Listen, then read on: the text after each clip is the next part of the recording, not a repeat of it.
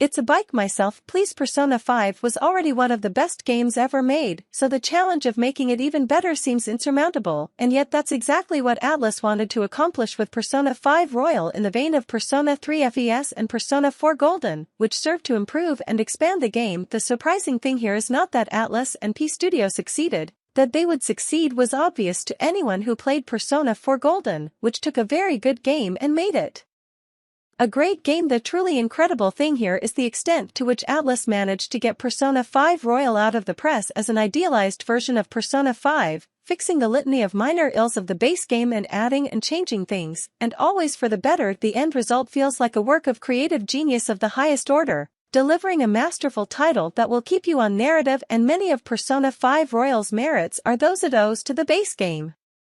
The central gameplay, in which you live the life of a high school student for a year and manage his time, makes the transition to Royals perfect. You still have to manage the balancing act of being a normal student who goes to class, studies for exams, does homework, hangs out with friends, has a job, plays games, watches movies. But as always with Persona, the student life side is only half of the story being told, and Persona 5 presents a particularly unique take on the series' traditional paranormal twists. The protagonist and his friends find themselves able to enter a dimension where the collective unconscious materializes in substantial form. They decide to use this ability to change the conscience of criminals, evil and corrupt people who hinder the progress and potential of society. This core loop that is at the heart of the Persona series is present in Persona 5 Royal in its best incarnation yet, with a whole series of other large and small improvements that polish the formula to a high shine. From the life side of things, more activities that take up your free time, more places you can visit, more things you can do with your friends, the possibility, give gifts to all your friends, new familiars and completely new ways to spend your all too precious time. The changes here all take the form of additions to what we already had, without the sensitive. The changes made to the dungeons and combat, however, are far more dramatic and can result in the game taking on a whole new pace and flow. This includes redesigned dungeons, which in many cases have a significant scale, are very dramatic. In some cases, the layout of several dungeons was completely changed, many mechanics and puzzles that slowed down the game were removed and new, better and faster ones were added instead. The dungeons have also been redesigned with respect to the protagonist's improved mobility and stealth abilities. Now not only these changes to the shape of the dungeons and to the way you navigate through them make them feel far more addictive and fun than in the base game, in which some of them felt like an eternity. Far-reaching changes have been made to Mementos, the procedurally generated dungeon you enter in the Tokyo subway that represents the broad public subconscious in Persona 5. Since Mementos is randomly generated, its design cannot be improved per se, but P Studio has added a number of suspensions and mechanics to traverse Mementos and explore its depths to make it really fun.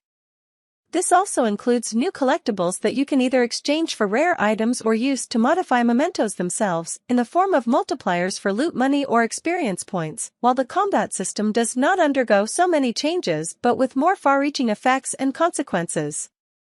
Changes to the combat system range from minor changes like reloading ammo for your weapons between fights, to extremely important changes like traits for your personas that activate abilities hidden in battle, and a redesigned staff transfer system that makes battles even more dynamic and exciting, the latter also underscored by the all-new Tag Team Showtime finisher moves. Royal adds to the package. The butterfly effect of Persona 5 Royal's network of changes and additions is immense. Persona 5 Royal is mechanically flawless. There are no dropouts whatsoever, and no part of the game loses your interest. Everything flows organically, from the dungeons to the traversal and stealth mechanics to the combat and social sims slice-of-life stuff. Persona 5 delivers perfection when it comes to its mechanics, offering a unique combination that is unlike any other game. This uniqueness carries over to the game's story as well, which is an unusual mix of slice-of-life, paranormal urban fantasy and a superhero story, with the central themes of a world that is deteriorating day by day and a group of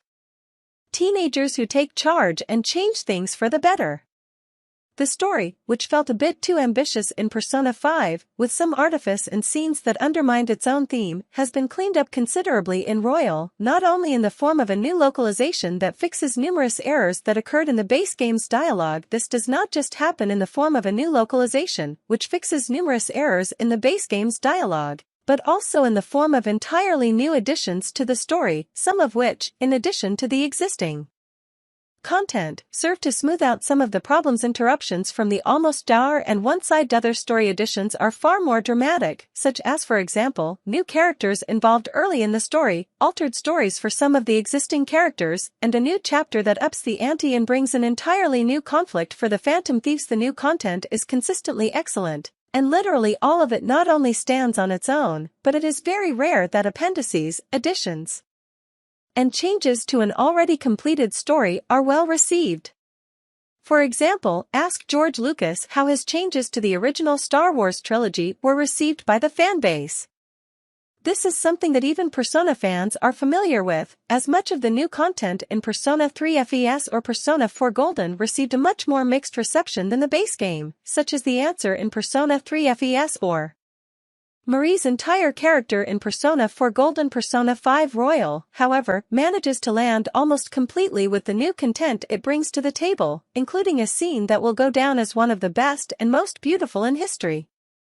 The exact range of impressions of the new content will vary from person to person, of course, but I am confident that almost everyone will find the new content at least great, serving only as a supplement to what we already have. Take for example the overwhelming sense of style that Persona 5 has become particularly known for.